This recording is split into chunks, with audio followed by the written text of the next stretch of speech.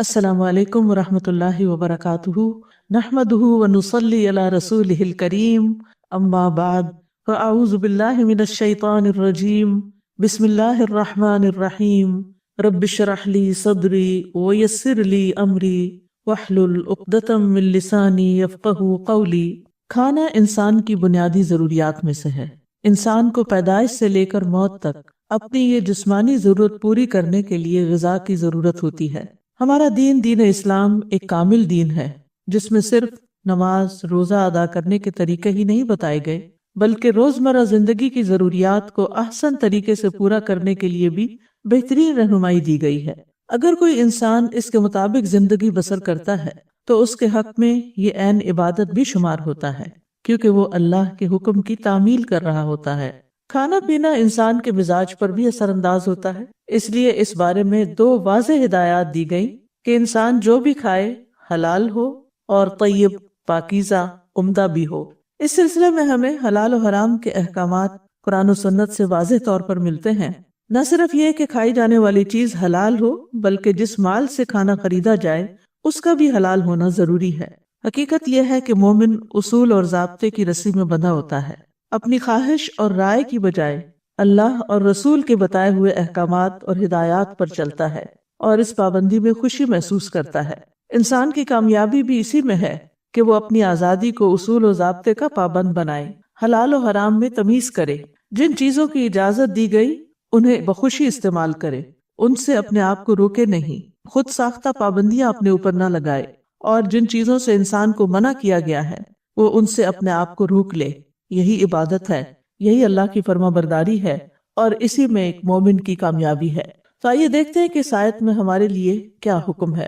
وَكُلُوا مِمَّا رَزَقَكُمُ اللَّهُ حَلَالًا طَيِّبًا وَاتَّقُوا اللَّهَ الَّذِي أَنْتُمْ بِهِ مُؤْمِنُونَ، اور اللہ نے تمہیں جو کچھ دیا ہے اس میں سے حلال اور طیب کھاؤ، اور اس اللہ سے ڈرو جس پر تم ایمان رکھنے والے ہو۔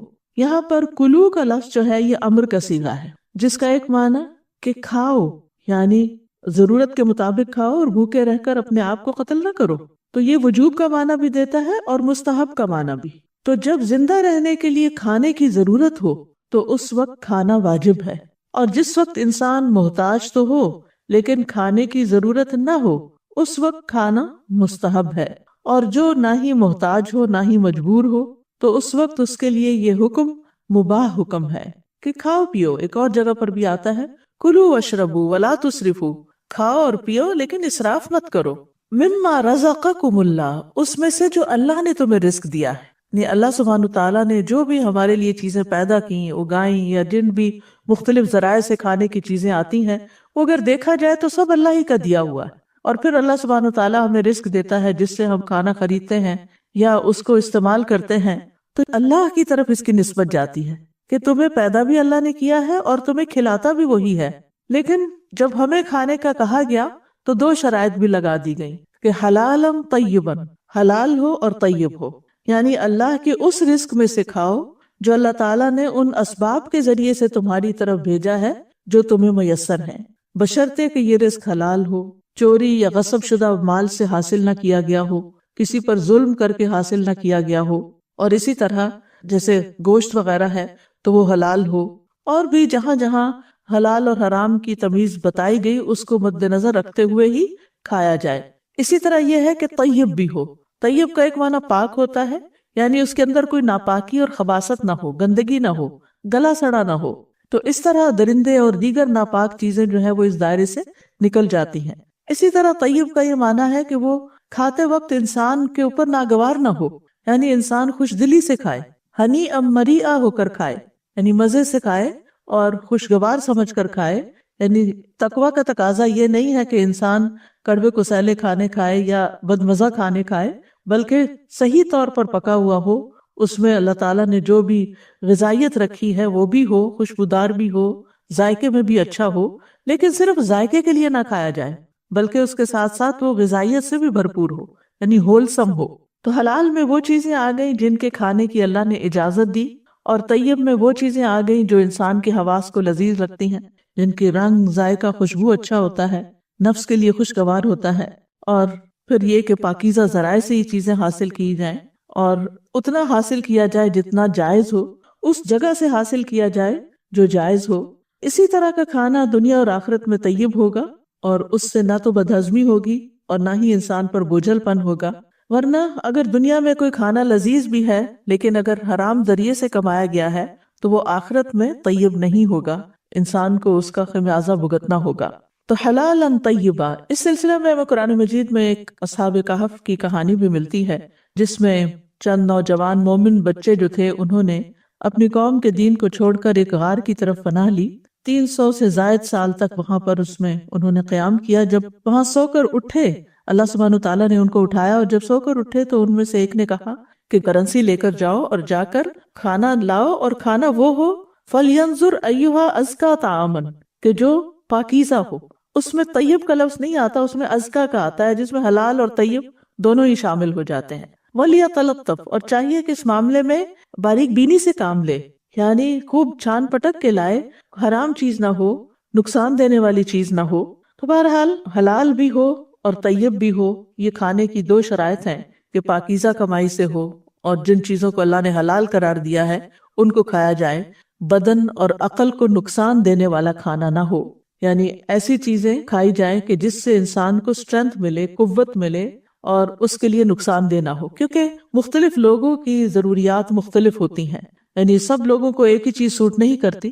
اگر کسی کو کوئی چیز ناموافق آتی ہے یا اس کو اس سے الرجی ہے تو اس کو وہ کھانا کھانے سے پرہیز کرنا چاہیے، کیونکہ اگر وہ صرف پسند کا ہونے کی وجہ سے کھاتا رہ گئے تو وہ اس کے لیے وبال جان ہوگا، صحت کو نقصان دینے والا ہوگا، اپنی ذات کے ساتھ ظلم ہوگا، اور بعض اوقات تو موت کا سبب بھی بن جاتا ہے۔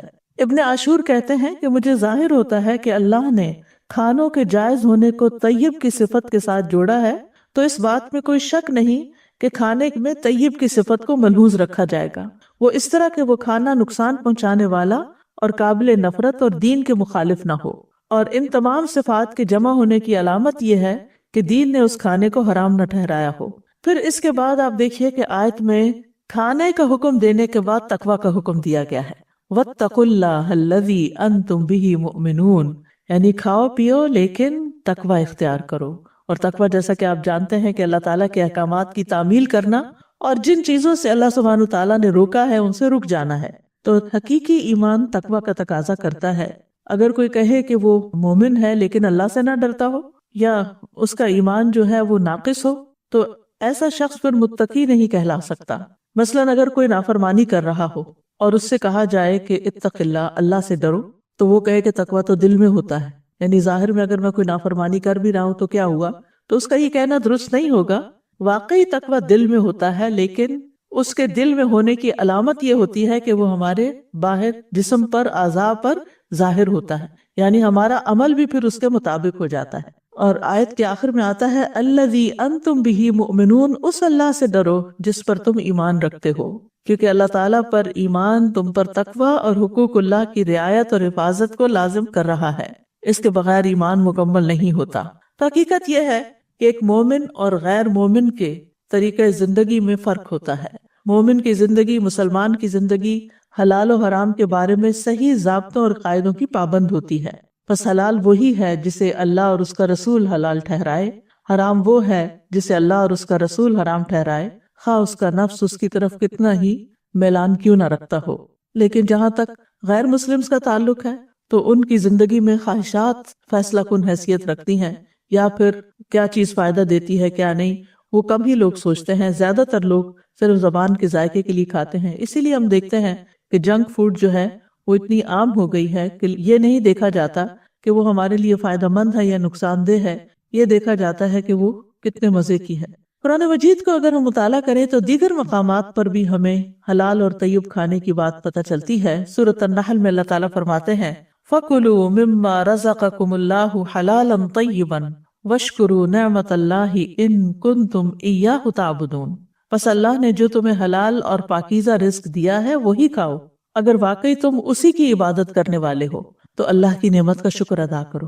تو اس سے یہ پتہ چلتا ہے کہ عبادت صرف نماز پڑھنا یا حج کرنا یا زکوٰۃ دینا ہی نہیں ہے، بلکہ کھانے کے معاملے میں حلال اور پاکیزہ رزق کھانا اور کھا کر پھر شکر ادا کرنا، یہ عبادت ہے۔ یعنی اس پر بھی اسی طرح انسان کو اجر ملتا ہے جیسے اور احکامات کی پابندی کرنے کا اجر ملتا ہے۔ پھر اسی طرح قرآن مجید میں سورۃ البقرہ میں تمام انسانیت کو، تمام لوگوں کو حلال اور طیب کھانے کی دعوت دی گئی ہے۔ فرمایا یا ایھا الناس کلوا مما فی الارض حلالا طیبا ولا تتبعوا خطوات الشیطان انہ لکم عدو مبین۔ اے لوگو، ان چیزوں میں سے جو زمین میں ہے حلال پاکیزہ کھاؤ اور شیطان کے قدموں کی پیروی مت کرو، بے شک وہ تمہارا کھلا دشمن ہے۔ یعنی شیطان اصل میں انسان کے پاس اس راستے سے آتا ہے جو اس کے لیے آسان ہوتا ہے۔ کھانا پینا اور اچھا کھانا پینا انسان کی ایک کمزوری ہے، اس لیے کھانے کی ضرورت نہ بھی ہو تو انسان کو کوئی کھانے کی دعوت دے تو وہ قبول کر لیتا ہے۔ تو شیطان نے اس راستے سے انسان کو ورگلانے کی کوشش کی ہے، کیونکہ جب انسان ایک حرام لقمہ کھا لیتا ہے تو پھر اس کے لیے اللہ کی نافرمانی کرنا اور بھی آسان ہو جاتا ہے۔ تو بہرحال شیطان اس معاملے میں بھی انسان کو بہکاتا ہے، بلکہ اگر آپ دیکھیں تو آدم اور حوا علیہ السلام کا پہلا ٹیسٹ جو تھا، پہلا امتحان، وہ کھانے کے راستے سے ہی ہوا تھا کہ اللہ سبحانہ تعالیٰ نے جس درخت سے کھانے سے روکا تھا اس نے بہلا پھسلا کر ان کو اسی کا پھل کھلا دیا۔ تو اس لیے دنیا میں بھی شیطان ہمیں وہ چیزیں کھانے کی طرف رغبت دلاتا ہے، وسوسے ڈالتا ہے کہ جو ہمارے لیے نقصان دہ ہوتی ہیں۔ پھر اسی طرح حلال اور غیر حلال اور پاک اور ناپاک برابر نہیں ہوتے۔ سورۃ المائدہ میں اللہ تعالیٰ فرماتے ہیں قُلْ لَا يَسْتَوِي الْخَبِيثُ وَالطَّيِّبُ وَلَوْ أَعْجَبَكَ كَثْرَةُ الْخَبِيثِ فَاتَّقُوا اللَّهَ يَا أُولِي الْأَلْبَابِ لَعَلَّكُمْ تُفْلِحُونَ۔ کہہ دیجئے ناپاک اور پاک برابر نہیں، خواہ ناپاک کی کثرت تمہیں تعجب میں ڈالے، بس اللہ سے ڈرو اے عقل والو تاکہ تم فلاح پاؤ۔ تو اس سے یہ پتہ چلتا ہے کہ پاک اور ناپاک میں تمیز کرنے والا دراصل تقوی والا ہی ہوتا ہے، اور پھر تقوی اختیار کر کے انسان کامیاب ہو سکتا ہے۔ پھر اسی طرح اگر کوئی طیب غذا نہیں کھاتا تو اس پر اللہ کی ناراضگی ہوتی ہے۔ قرآن مجید میں آتا ہے کلوا من طیبات ما رزقناکم ولا تطغوا فیہ فیحل علیکم غضبی ومن یحلل علیہ غضبی فقد ہوی۔ کھاؤ ان پاکیزہ چیزوں میں سے جو ہم نے تمہیں دی ہیں اور ان میں حد سے نہ بڑھو، ورنہ تم پر میرا غضب اترے گا، اور جس پر میرا غضب اترا تو یقیناً وہ ہلاک ہو گیا۔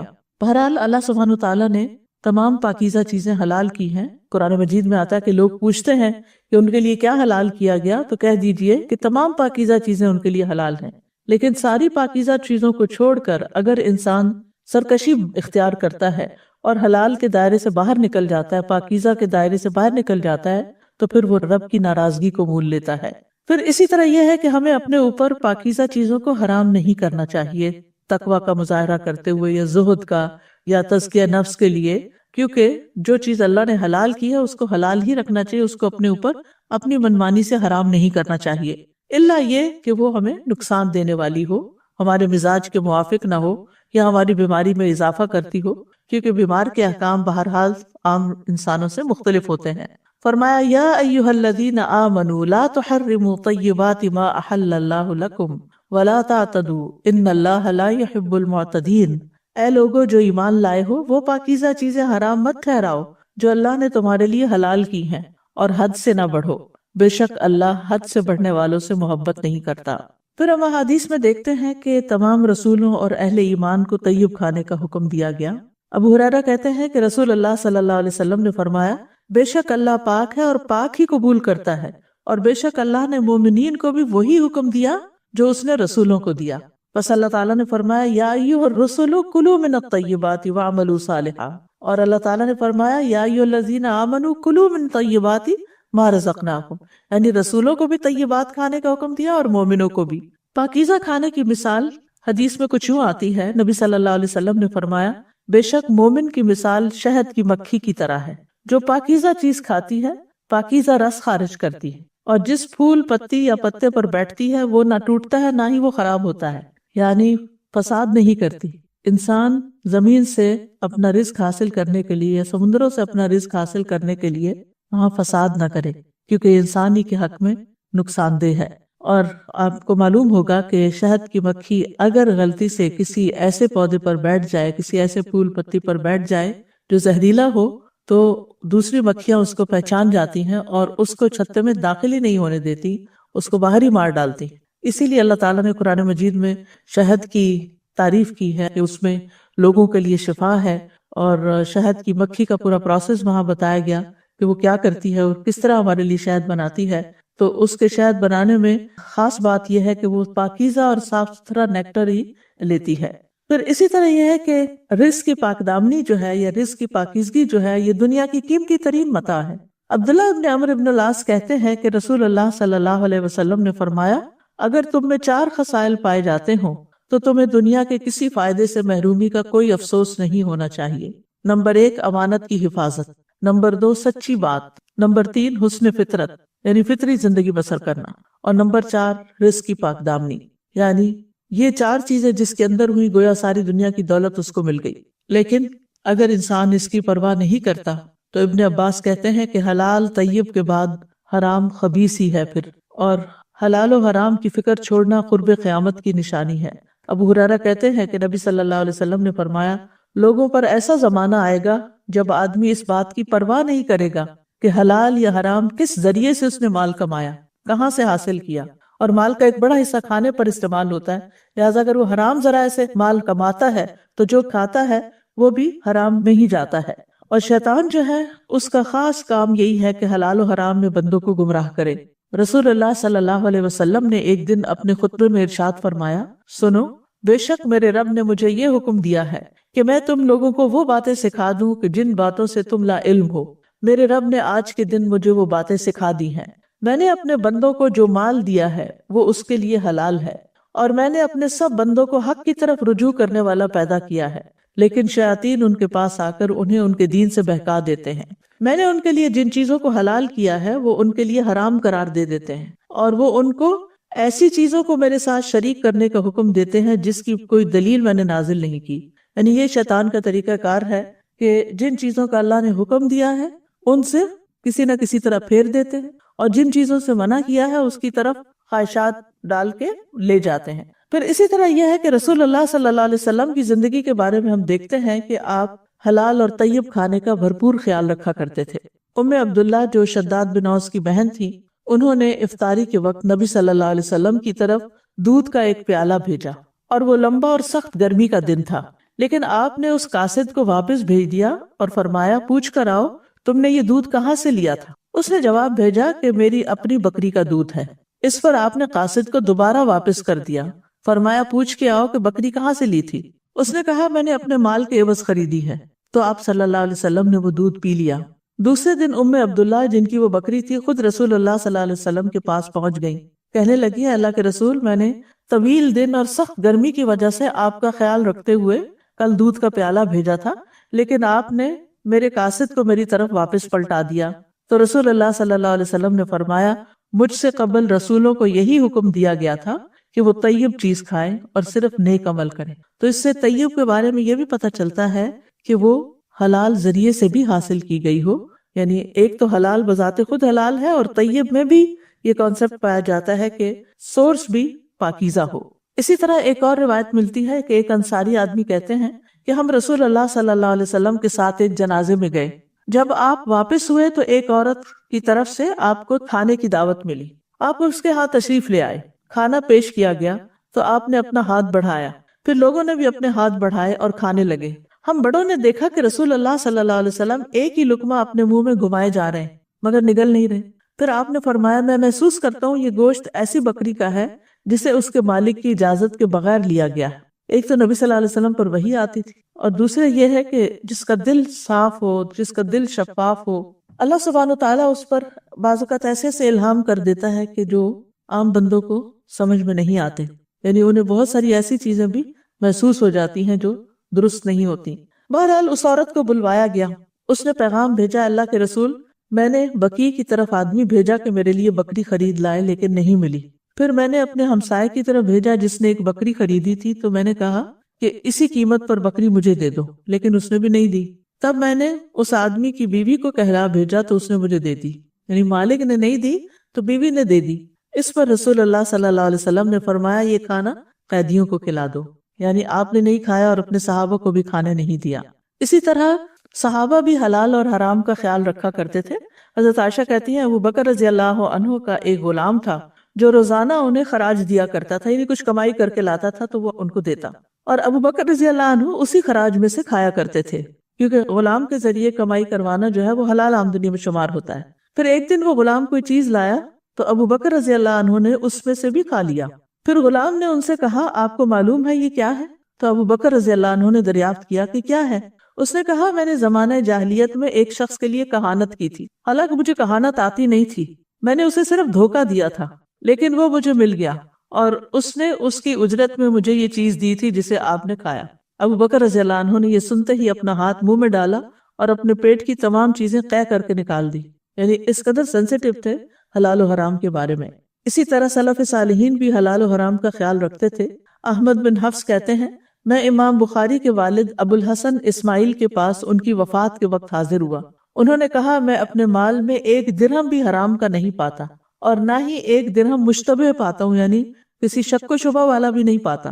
حقیقت یہ ہے کہ جو پاکیزہ لوگ ہوتے ہیں، پاکیزہ نفس ہوتے ہیں، وہ پاکیزہ چیز ہی پسند کرتے ہیں۔ مومن کے اندر کا جو ایمان ہے اس کو ظاہر میں بھی پاکیزگی اختیار کرنے کا حکم دیتا ہے اور اسی طرح وہ اس کے دل کا بھی مسلسل تزکیہ کرتا رہتا ہے۔ تو پاک انسان سے پاک چیز ہی مناسبت رکھتی ہے اور وہ پاکیزہ چیز کے ساتھ ہی راضی ہوتا ہے، اسے پاکیزہ چیز سے ہی سکون ملتا ہے، اس کا دل اس کے بغیر مطمئن نہیں ہوتا، اس کو پاکیزہ کلمات ہی کی توفیق دی جاتی ہے اور وہ کلمات اللہ کی طرف چڑھ کر جاتے ہیں۔ وہ پاکیزہ اعمال سے انس رکھتا ہے، اس کے اخلاق بھی بہت پاکیزہ اور عمدہ ہوتے ہیں، یعنی زبان بھی اچھی ہوتی ہے، گالی گلوچ وغیرہ نہیں کرتا، کوئی تان و تشنیع اور گھٹیا گفتگو اور لغو باتیں نہیں کرتا، اور وہ کھانے کی چیزوں میں سے بھی بہت پاکیزہ کو چنتا ہے، یعنی ایسا حلال کھانا جو خوشگوار اور آسانی سے ہضم ہونے والا ہو، جو کہ جسم اور روح کو اچھی غذا پہنچاتا ہے، تو اس کی روح پاک ہوتی ہے، اس کا جسم پاک ہوتا ہے، اس کا اخلاق پاکیزہ ہوتا ہے، اس کا عمل پاکیزہ ہوتا ہے، اس کی گفتگو پاک ہوتی ہے، اس کا کھانا پاک ہوتا ہے، اس کا پینا پاک ہوتا ہے، اس کا داخل ہونا اور نکلنا پاک ہوتا ہے، یعنی کسی جگہ پر جائے اور کہیں سے نکلے تو ہر چیز میں اس کے پاکیزگی ہوتی ہے۔ تو اس لیے یہ ہمارے لیے بھی ایک بہترین مثال ہے کہ ہم اپنی زندگی میں پاکیزگی کو اپنائیں، وہ تمام چیزیں جو ظاہر میں ہیں اور وہ تمام چیزیں جو چھپی ہوئی ہیں باطن میں ہیں۔ اب یہ ہے کہ اگر کوئی شخص حلال اور طیب کھاتا ہے تو اس کو فائدہ کیا حاصل ہوتا ہے؟ نعمان بن بشیر کہتے ہیں کہ رسول اللہ صلی اللہ علیہ وسلم نے فرمایا اپنے اور حرام کے درمیان کسی حلال چیز کو آڑ بنائے رکھو، یعنی بیچ میں حلال رکھو تاکہ حرام تک جانا ہی نہ پڑے۔ جس نے ایسا کیا وہ اپنے دین اور اپنی عزت کو محفوظ کر لے گا۔ پھر اسی طرح نیک اعمال میں مدد ملتی ہے، انسان کو نیکی کی توفیق ہوتی ہے، یعنی حلال کھانا عمل صالح کے لیے مددگار ثابت ہوتا ہے، اطاعت کے کاموں میں مددگار ثابت ہوتا ہے۔ یحییٰ ابن معاذ کہتے ہیں کہ اطاعت اللہ کے خزانوں میں سے ایک خزانہ ہے اور اس کی چابی دعا ہے، اور حلال کے لقمے اس کے دندان ہیں، چابی کے دندانے۔ اگر چابی کے دندانے نہ ہو تو لاک نہیں کھلتا۔ تو اسی طرح اعمال کی قبولیت نہیں ہوتی جب تک رزق حلال نہیں ہوتا۔ ابو عبداللہ باجی کہتے ہیں کہ عمل 5 خصلتوں کی وجہ سے مکمل ہوتا ہے: اللہ پر ایمان لانا، حق کو پہچاننا اور اس کی رضا کے لیے خالص عمل کرنا اور سنت کے مطابق عمل کرنا، اور حلال کھانا، یعنی اعمال کی قبولیت ان 5 چیزوں کی وجہ سے ہوتی ہے۔ اگر ان میں سے ایک صفت بھی رہ جائے تو وہ عمل اللہ کے ہاں بلند نہیں ہوتا۔ اس طرح کہ اگر آپ اللہ کی معرفت رکھتے ہوں لیکن حق کو نہ پہچانتے ہوں تو اپنے عمل سے فائدہ نہیں اٹھا سکیں گے۔ اگر آپ حق کو پہچان لیں لیکن اللہ کو نہ پہچانیں تو آپ فائدہ نہیں اٹھا سکتے جب تک آپ اللہ کی معرفت نہ رکھیں۔ حق کو بھی پہچانتے ہوں اور اللہ کے لیے اخلاص نہ رکھتے ہوں تو بھی فائدہ نہیں اٹھا سکتے، اور اگر آپ اللہ کی معرفت رکھتے ہوں اور حق کو پہچانتے ہوں اور عمل بھی خالص کریں لیکن وہ سنت کے مطابق نہ ہو تو بھی آپ فائدہ نہیں اٹھا سکتے۔ ہاں، اگر یہ چاروں صفات مکمل ہو جائیں اور کھانا حلال نہ بھی ہو تو بھی آپ فائدہ اٹھا سکتے ہیں۔ امام احمد سے کسی نے پوچھا کہ دل کس طرح نرم ہوتے ہیں؟ انہوں نے کہا حلال کھانے سے۔ حقیقت یہی ہے کہ حلال کھانا دل کو منور کرتا ہے، دل کی اصلاح کرتا ہے اور کثرت سے اس سے فائدے حاصل کیے جاتے ہیں۔ طیب کھانے کے کچھ اور فائدے بھی ہیں کہ یہ اللہ کی محبت اور جنت کی طرف لے جانے والا راستہ ہے، دعاؤں کی قبولیت کا سبب ہے کیونکہ حرام کھا کر دعائیں قبول نہیں ہوتی، عمر میں برکت اور مال میں نشو و نما کا ذریعہ ہے، دنیا میں سعادت اور آخرت میں کامیابی اور نجات کا ذریعہ ہے، گفتگو اور افعال میں حلاوت کا سبب ہے، یعنی ایسے شخص کی زبان بھی میٹھی ہوتی ہے۔ پاک کمائی کے فائدوں میں سے یہ ہے کہ اولاد میں برکت ہوتی ہے، جس بندے کا جسم سود سے پلا بڑا ہو وہ آپ کے زیادہ لائق ہے۔ اسی طرح اپنے ہاتھ کی کمائی سے کھانا یہ بلندی اور عزت کا سبب ہے، جیسے حضرت داؤد کے بارے میں آتا ہے کہ وہ اپنے ہاتھ کی کمائی سے کھاتے تھے، حالانکہ وہ بادشاہ تھے، یعنی اپنے لیے خود کچھ کام کرتے تھے۔ اور حرام کھانے کے نقصانات کیا ہیں؟ نمبر 1 یہ کہ یہ کبیرہ گناہ ہے۔ کبیرہ گناہوں کا جیسا کہ آپ کو معلوم ہے کہ نماز، روزہ، عمرہ کفارہ نہیں بنتے، یعنی اگر کوئی شخص حرام کام کر رہا ہے، کبیرہ گناہ کر رہا ہے، تو صرف نماز پڑھ لینا یا رمضان کے روزے رکھ لینا یا عمرہ حج کر لینا اس کا کفارہ نہیں بنتا، وہ ادھر ہی رہتے ہیں۔ اس کے لیے یعنی ان گناہوں سے چھٹکارا پانے کے لیے انسان کو توبہ کی ضرورت ہوتی ہے، اور اگر حرام کا ارتکاب کرنے والا مر جائے اور پیچھے حرام وراثت چھوڑ جائے تو یہ اس کے لیے زاد راہ ہے، یعنی جہنم کی زاد راہ ہے، جہنم میں لے جانے والی۔ یعنی حرام کا ارتکاب کرنے والا اگر مر جائے تو جو مال چھوڑ کے جاتا ہے وہ مال اس کے لیے جہنم کی زاد راہ بنتا ہے۔ بہت دفعہ آپ دیکھیں کہ لوگ صرف اپنی اولاد کی خاطر، ان کی خوشیوں کی خاطر حلال حرام کی پرواہ نہیں کرتے اور جائز ناجائز طریقوں سے مال غصب کرتے رہتے ہیں۔ پھر اسی طرح مال کی برکت ختم ہو جاتی ہے۔ لوگ کہتے ہیں کہ بہت ہے لیکن پتہ نہیں چلتا کہاں سے آتا ہے اور کہاں چلا جاتا ہے، پھر کنگال بیٹھے ہوتے ہیں۔ تو اس میں انسان کو ضرور سوچنا چاہیے کہ کہیں اس میں سود کی ملاوٹ تو نہیں۔ یمحق اللہ الربا ویربی الصدقات، اللہ سود کو مٹاتا ہے اور صدقات کو بڑھاتا ہے۔ پھر اسی طرح یہ ہے کہ حرام کھانے سے انسان کی مروت ختم ہو جاتی ہے، اس کی عزت پامال ہو جاتی ہے۔ قرآن مجید میں اہل کتاب کے علماء کے بارے میں آتا ہے سماعون للکذب اکالون للسحت، بہت زیادہ سننے والے ہیں جھوٹ کو اور بہت زیادہ کھانے والے ہیں حرام کو، اور سحت کہتے ہیں رشوت وغیرہ کو۔ تو حرام مال کو سحت اس لیے کہا گیا کیونکہ یہ نیکیوں کو تباہ کر دیتا ہے، یعنی ان کو ختم کر دیتا ہے اور ان کی جڑ کاٹ دیتا ہے۔ ایک اور روایت میں ہے کہ السحت اس لیے کہا گیا کیونکہ حرام مال انسان کی مروت اور وقار کو تباہ کر دیتا ہے۔ پھر اسی طرح حرام کھانے سے انسان کی عبادتیں ضائع ہوتی ہیں۔ اطاعت میں برکت اور قناعت ہے، یعنی انسان اگر اللہ کی بات مانتا ہے تو اس میں اس کے لیے برکت بھی ہے اور اس کو قناعت بھی نصیب ہوتی ہے۔ اور ایسی عبادت اور اطاعت میں کوئی خیر نہیں جس میں حرام سے بچا نہ گیا ہو، یعنی حرام نہ چھوڑا گیا ہو اور اس سے بچاؤ اختیار نہ کیا گیا ہو اور اس سے دوری ہی ہو۔ یوسف بن اسباط رحمہ اللہ کہتے ہیں جب نوجوان آدمی اللہ کی عبادت کرتا ہے تو شیطان اپنے نمائندوں سے کہتا ہے دیکھو اس کا کھانا کہاں سے ہے۔ نوجوان آدمی جب اللہ کی عبادت کرتا ہے تو شیطان کیا کہتا ہے اپنے نمائندوں سے، دیکھو اس کا کھانا کہاں سے، سورس آف انکم کیا ہے۔ اگر اس کا کھانا حرام ہے تو وہ کہتا ہے کہ اسے چھوڑ دو، ہلکان ہوتا رہے، اسے چھوڑ دو ہلکان ہوتا رہے، اس کی ذات ہی اس کے لیے کافی ہے، یعنی اس کی عبادت ضائع کرنے کے لیے، کیونکہ حرام کھانے کے ساتھ عبادت میں محنت کرنا اس کے لیے کوئی فائدہ نہیں دے گا۔ کتنی گہری بات ہے، یعنی شیطان ایسے بندے کو جو خوب عبادت میں محنت کر رہا ہو لیکن کھانا اس کا حرام ہو تو اس کی فکر نہیں کرتا کہ یہ سب کچھ قبول ہی نہیں ہونا، جتنا مرضی تھک لے۔ پھر حرام کھانا جو ہے دعاؤں کی قبولیت میں رکاوٹ بنتا ہے۔ رسول اللہ صلی اللہ علیہ وسلم نے ایک ایسے آدمی کا ذکر کیا جو لمبا سفر کرتا ہے، پریشان حال، گرد آلود جسم، یعنی اس کے بال بھی بکھرے ہوئے، پریشان بال اور حال، اور گرد آلود جسم، اپنے ہاتھوں کو آسمان کی طرف دراز کر کے کہتا ہے اے میرے رب، اے میرے رب، حالانکہ اس کا کھانا حرام ہے، اس کا پینا حرام ہے، اس کا لباس حرام ہے اور حرامی سے اسے کھلایا گیا، تو اس کی دعا کیسے قبول ہو۔ پھر اسی طرح ایک اور روایت میں آتا ہے کہ جس نے شراب پی اس کی 40 دن کی نمازیں قبول نہ ہوں گی۔ اگر توبہ کرے تو اللہ تعالیٰ توبہ قبول فرماتا ہے۔ توبہ کا کیا مطلب ہوتا ہے کہ انسان اس گناہ سے نکل آئے۔ پھر اگر نفس کی خواہش کی وجہ سے انسان دوبارہ شراب پی لیتا ہے تو اس کی 40 دن کی نمازیں قبول نہیں ہوتی، اور اگر توبہ کرتا ہے تو اللہ تعالیٰ توبہ قبول کر لیتا ہے۔ پھر اسی طرح یعنی 1 دفعہ، 2 دفعہ، 3 دفعہ، 4تھی دفعہ بھی اگر وہ یہی حرکت کرے توبہ کرنے کے بعد تو 40 دن کی نمازیں اس کی قبول نہیں ہوگی۔ کتنا بڑا نقصان ہے۔ بعض لوگ ہوتے ہیں نا کہ نماز پڑھتے ہیں، صدقہ خیرات کرتے ہیں، لیکن ساتھ ساتھ حرام کام بھی کرتے رہتے ہیں، تو وہ جو حرام کام ہے وہ جو باقی عبادات ہیں ان کو بھی نقصان پہنچاتے ہیں، جیسے اس حدیث سے پتہ چلتا ہے۔ یہ سنن ترمذی کی حدیث ہے۔ فرمایا کہ اور اگر اب وہ توبہ کرے تو توبہ قبول نہیں فرماتا، یعنی پھر ایک وقت ایسا آ جاتا ہے کہ اس کی توبہ بھی نہیں ہوتی قبول، اور اس کو کیچڑ کی نہر سے پلائے گا۔ لوگوں نے کہا ابو عبد الرحمن کیچڑ کی نہر کیا ہے؟ ابن عمر نے فرمایا دوزخیوں کی پیپ، طینۃ الخبال۔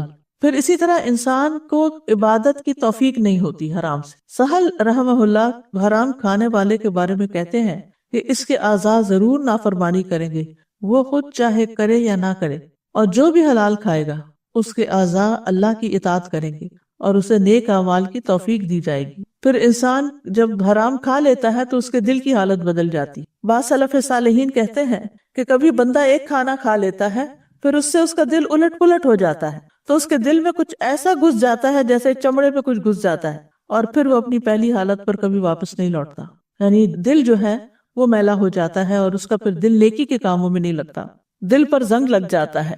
حرام اور مشتبہ کھانے سے دل پہ زنگ چڑھتا ہے اور وہ تاریک ہوتا ہے. یہ چیز دلوں کو سخت بناتی ہے. ہر حرام کھانا دعا کی قبولیت کی رکاوٹوں میں سے ایک رکاوٹ ہے. پھر جو شخص ایک بھی حرام لقمہ کھائے، اس کے بارے میں آتا ہے نبی صلی اللہ علیہ وسلم نے فرمایا، جس نے کسی مسلمان کا ناحق ایک لقمہ بھی کھایا تو بے شک اللہ تعالیٰ اسے اتنا ہی جہنم کا کھانا کھلائیں گے. اور جس نے کسی مسلمان کا ناحق کپڑا پہنا تو بے شک اللہ تعالیٰ اسی کی مانند اسے جہنم کا کپڑا پہنائیں گے. اور جو کوئی کسی مسلمان کے ساتھ دکھلاوے کی جگہ پر کھڑا ہوا، یعنی ریاکاری وغیرہ کرنے کے لیے، قیامت کے دن اس کے دکھلاوے کے مقام پر اس کو کھڑا کیا جائے گا. یعنی قیامت کے دن اس کو سب کے سامنے اس کی بے عزتی ایک طرح سے ہوگی کہ یہ ہے وہ شخص جو دکھاوے کے کام کرتا تھا. پھر ایک اور حدیث میں تو اس سے بھی سخت وارننگ دی گئی ہے کہ جنت بھی حرام ہو سکتی ہے اگر انسان حرام کھانے سے پرہیز نہیں کرتا. ابو بکر صدیق رضی اللہ عنہ سے روایت ہے کہ رسول اللہ صلی اللہ علیہ وسلم نے فرمایا، حرام مال سے پلا ہوا جسم جنت میں نہیں جائے گا، اور الٹیمیٹلی جنت سے محرومی بھی ہو سکتی ہے. کعب بن عجرہ کہتے ہیں کہ نبی صلی اللہ علیہ وسلم نے فرمایا، اے کعب بن عجرہ، وہ گوشت اور خون والا جنت میں داخل نہیں ہوگا جو سود پر پلا بڑا ہو، وہ جہنم کا زیادہ مستحق ہے. یعنی اگر کسی کی ٹوٹل آمدنی سود ہی ہے اور وہی کھاتا ہے اور اسی سے ہی وہ سارے کام چلاتا ہے، تو اس سے جو گوشت بنتا ہے، ایسا جسم جو ہے وہ جہنم کا زیادہ مستحق ہے. انسان کم کھا لے لیکن حلال کا کھائے. پھر یہ کہ حرام ذرائع آمدنی جو ہے ان کی 3 قسمیں ہیں، یعنی کھانے پینے میں حرام چیزوں کی. نمبر 1، ایسی چیز کھانا جسے اللہ نے حرام ٹھہرایا، جیسے مردار کھانا، خنزیر کھانا، شراب پینا.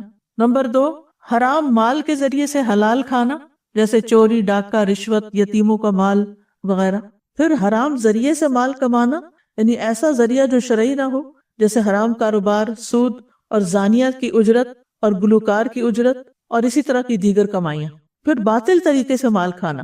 قرآن مجید میں اللہ سبحانہ تعالیٰ نے سورۃ البقرہ میں منع کیا ہے، وَلَا تَأْكُلُوا أَمْوَالَكُمْ بَيْنَكُمْ بِالْبَاطِلِ وَتُدْلُوا بِهَا إِلَى الْحُكَّامِ لِتَأْكُلُوا فَرِيقًا مِّنْ أَمْوَالِ النَّاسِ بِالْإِثْمِ وَأَنْتُمْ تَعْلَمُونَ.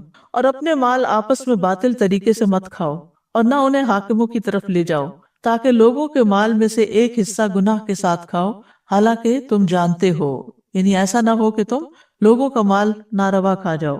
اب یہ باطل طریقے کون سے ہیں؟ اس میں سود ہے، رشوت ہے، کیونکہ نبی صلی اللہ علیہ وسلم نے رشوت دینے اور لینے والے پر لعنت فرمائی ہے. اور یہ جو آیت میں آتا ہے نا کہ تم اسے حکام کی طرف نہ لے جاؤ، تو یہ دراصل رشوت کا مال ہے جس کی وجہ سے انسان حاکموں سے اپنے حق میں فیصلے کروا لیتا ہے. پھر اسی طرح جھوٹی قسم سے سودا بیچنا ہے، یہ بھی حرام میں شامل ہے. نبی صلی اللہ علیہ وسلم نے فرمایا، جس آدمی نے جھوٹی قسم کھا کر کسی مسلمان کا حق مارا تو اللہ اس کے لیے جہنم کو لازم کر دے گا اور اس پر جنت کو حرام کر دے گا. ایک آدمی نے عرض کیا، اے اللہ کے رسول، اگرچہ وہ کوئی معمولی چیز ہی ہو؟ آپ نے فرمایا، اگرچہ وہ پیلو درخت کی شاخ ہی کیوں نہ ہو. پھر اسی طرح مزدور کی مزدوری نہ دینا. آپ نے فرمایا، 3 طرح کے لوگ ہوں گے جن کا مد مقابل قیامت کے دن میں خود ہوں گا، اور ان میں سے ایک شخص وہ جس نے مزدور کوئی رکھا اجرت پر، اس سے پوری طرح کام لیا لیکن اس کی مزدوری نہ دی، یعنی ویجز پے کرنے کے بغیر ہی اس کو بھگا دیا. تو ہمیں رزق حلال کے لیے دعا بھی کرنی چاہیے. نبی صلی اللہ علیہ وسلم فجر کی نماز سے سلام پھیر کر یہ دعا کرتے تھے، اللہم انی اسألک علما نافعا ورزقا طیبا وعملا متقبلا. اے اللہ، میں آپ سے علم نافع، پاکیزہ روزی اور مقبول عمل کا سوال کرتا ہوں. اور پھر حلال کے کفایت کرنے کی دعا بھی پڑھنی چاہیے، اللہم اکفنی بحلالک عن حرامک واغننی بفضلک عمن سواک. اے اللہ، اپنے حلال کے ذریعے سے میری کفایت کر اور مہربانی سے مجھے اپنے علاوہ ہر ایک سے بے نیاز کر دے.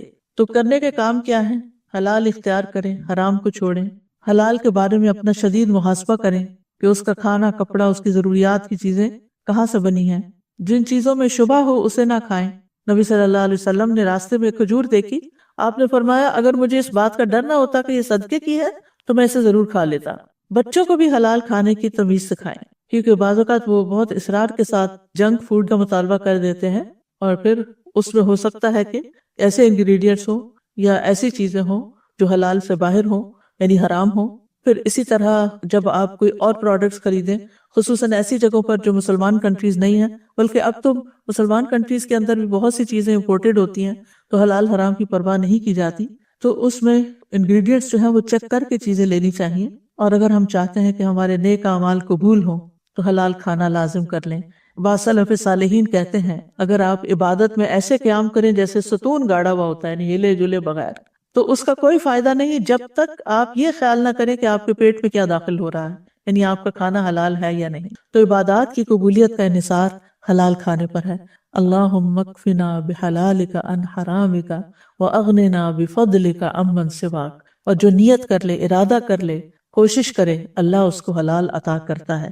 وآخر دعوانا ان الحمد للہ رب العالمین۔